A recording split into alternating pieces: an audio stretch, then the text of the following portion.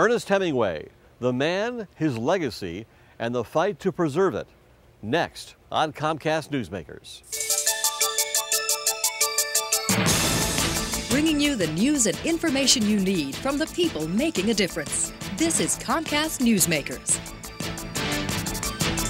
Welcome back to Newsmakers. Ernest Hemingway is known to many as a Nobel Prize-winning author. He was also a reporter that covered many of the revolutionary events of his day, which led to the works of art that he accomplished during his 10 years here in Key West. It's the yin and the yang. It's the up and the down. It's the manic depression in Hemingway himself. The high highs, the low lows, the wartime, times of turmoil, love, times of bliss. He loved those two emotions. He did the newspaper reporting directly out of high school, went to Kansas City. That's where he was on the staff there. Then the Toronto Star. From there, he actually got married. He was married to Hadley Richardson. They went off to Paris for 5 years. He basically did two things. He socialized and wrote. Who he socialized with later enhanced his career. That group he socialized with later became known as the Lost Generation. Hemingway was an avid outdoorsman, and it showed in his works. His portrayal of soldiers, hunters, and bullfighters parlayed into his literary works and showed the adversities of man against modern society.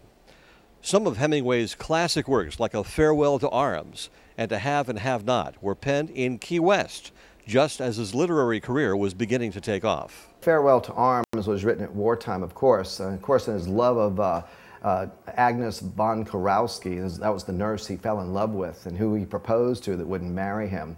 A lot of emotion there in his writing too. He was a war correspondent. He loved to cover the action of the wars going on during his time. Spanish Civil War in particular was one that he really took great affection to. Now, one thing Hemingway did love was to fish, and when he went out in these waters here in the Florida Keys, that was it. He was hooked. Man of the Sea, I'll give you a good example. His love of the sea. He actually refers to the sea in that book as La Mar, which is the feminine of the ocean, or El Mar, which is the masculine side of the ocean. Because sometimes, as he mentioned in that book, the sea can be very kind and very loving to you, provide you lots of fish, and sometimes it could sink your boat.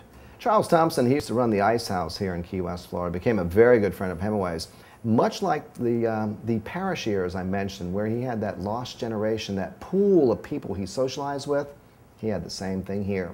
They used to meet almost daily after hours at Sloppy Joe's, and they were called the Mob, and involved the town's police chief, Charles Thompson. Shine Forbes was his boxing and sparring partner. And he had a little group of men that he met with there on a daily basis. He would listen to their stories and stories from the tables around him, take mental notes, come back here, and then feverishly write those down and mold them into a story. Hemingway was a traveler. In his time, he moved from place to place, including stays in Havana, Pamplona, Spain, Africa, and Kansas City. He eventually divorced his wife and occasionally returned back to Key West before his suicide. Self-made man, went directly to the newspaper, reporting directly out of high school, a boxer, a fighter, fisherman. He was in the bullfight rings in Spain. He was always attracted to that, the action, big game hunting safaris in Africa, and of course his writing. His writing was actually Renaissance writing. He wrote about places he had been, people he had known, his real life, and emotions he had felt. In 1954, Hemingway garnered a Nobel Prize for Literature. Many of his works have gone on to become literary classics. Many of his loved affections, especially his love for cats, continue on to this day by those looking to idealize their literary champion.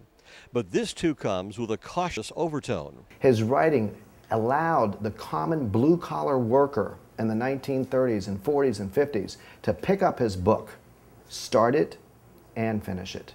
No dictionary required. That's what impresses me about Hemingway. He's global. We have 7 foreign language scripts at our front door. They still come here from all over the world to hear the story about Ernest Hemingway. Patrick Hemingway, his only surviving son, does have what we call the signature rights to the Hemingway name.